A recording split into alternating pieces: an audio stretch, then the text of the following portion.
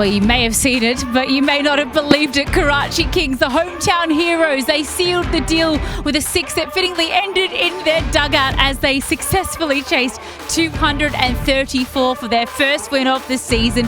An extraordinary run chase that went right the way down to the last over against the Multan Sultans. What a way to kickstart the Karachi leg of the HBL Pakistan Super League.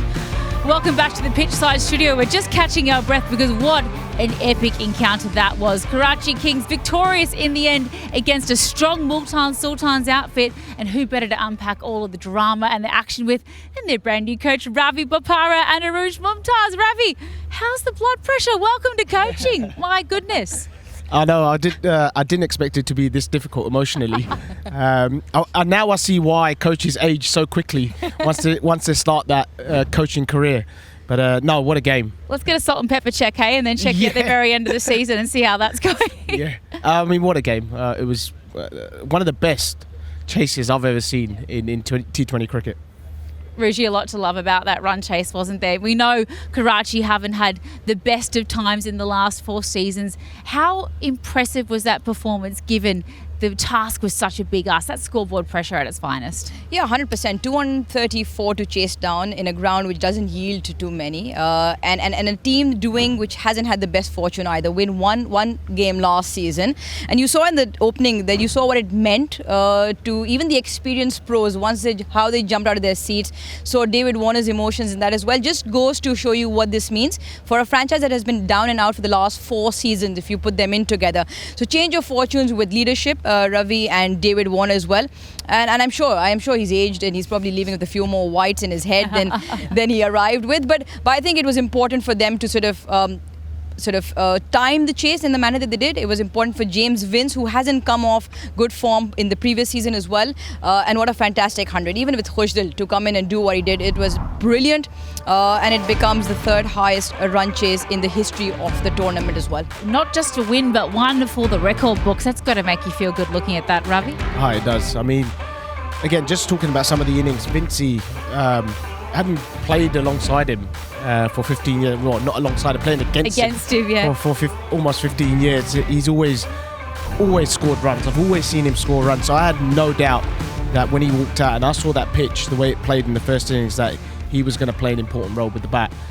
Just the way he plays, because he plays quite a risk-free way of playing and still be able to score at a high rate. I mean, that's a sign of a class batsman who can just do it without making it look so risky.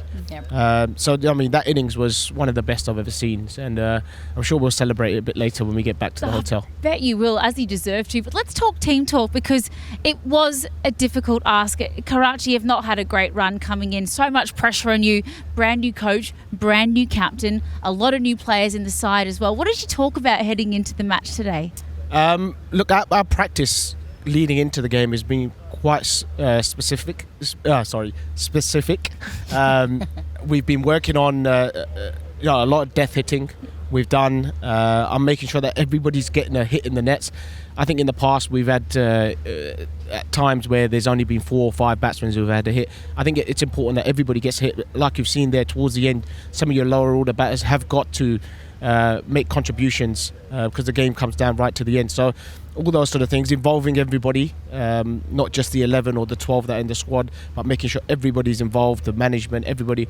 And it's been nice. It's just been a nice vibe. So it's been a great start. And what kind of a captain has David Warner been as well? Because we know that he's a man that gets above and beyond his troops. I saw him do it in the Big Bash League with the Sydney Thunder, who didn't look like they had a chance on paper when you looked at their side in the BBL, but he finds something out of blokes that perhaps they didn't know that they had. What's so special about what he brings as a leader? Well, I think he leads by example. Yeah. That's the important thing as a captain is it's all well being a captain, but you have to be able to lead by example. And that's what he does. And then the rest of the guys feel like they have to keep up with Dave Warner. You know, keeping up with him's tough. So, you know, he drags everybody with him. And he's very vocal. He spends a lot of time with the local boys as well, which is really, really important to get the best out of them and understanding them as well, going further into the competition, you know, what makes them tick and all those sort of things. So he's very good at that, socialises very well, and I think that's important. The tenacity of the bull as well, Arooj. Look at the emotion in the atmosphere of the dugout as well. It was like they won a World Cup, but after the seasons that they've had, I understand it. I really do. Like, what a win for the Karachi fans. Well, you look at the contrasting emotions. At the halfway stage, it was all glum and gloom. And I was telling him just before we went on air that we probably captured all his range of emotions, from absolutely blank and sort of lost for ideas. I don't know if that was the case, but that's what the emotion was. When you're getting 234, the pitch was a bit of a speculation as well.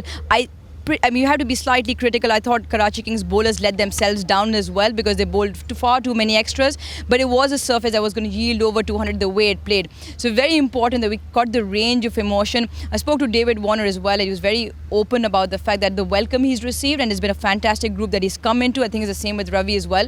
But you need that tenacity, and you need your leadership group and your experienced players to sort of just make the best of it when the going gets tough. And again, like Ravi said, to involve everyone so that when it comes a chance, they all feel like they're in sync of it. So you're right. I mean, it might not have been the World Cup, but to get one win entire season and a fantastic, thrilling win this first game in Karachi, I'm sure they'll get more of the Karachi guys out. Come on, guys, you need to show up for the next game, fill these crowds because your team's on winning ways. Yeah, this is your call out. All of you Karachiites there, I want to see you at the next match in a couple of days' time, because you're going to want to see James Vince, the man of the match in tonight's match, back in action.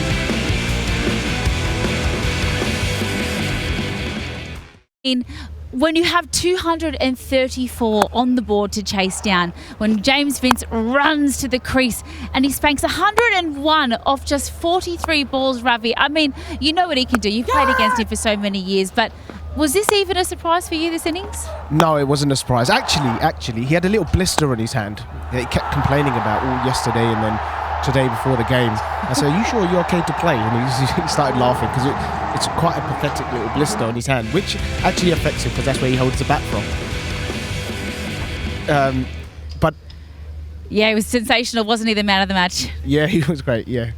Absolutely brilliant, and he was the right man for the moment, wasn't he, Arooj? Cool, calm head. I loved how frustrated he was at the very end as well. I mean, it's hard to get 100 and feel frustrated, but he said, I want to have the responsibility. It's my job to finish it off, and you want to be there to hit the winning runs when you've done the most. I think it's important. Scoring runs is one thing, and crafting your innings to get over the line, to time your innings to that perfection is important. Striking at 234 is something that, and he's a very classical, clean striker of the ball, but he's got that aggressive ability. That's something that sometimes he goes under the radar with. To strike at 234 is no easy feat, right? So it's absolutely fantastic for him to do that. And 140 odd runs with Khushdil Shah. So brilliant. I think it's probably he'll be important in terms of Karachi Kings and going longer into the tournament. Sensational performance, Ravi. Just before we let you go, grudge match. It's Karachi versus Lahore for your next one. Can we make it 2 out of 2? Oh, I'd love to make it 2 out of 2. But the boys are in good spirits. That's the most important thing coming into the next game. Well, go get involved in those good spirits. Thank you so much for your time. Ravi Bopara there, the coach of Karachi Kings. I'm so used to thinking of you as a player. But wonderful performance there. Off to a very short break, but stick with us. Plenty more on the other side of the pitchside studio.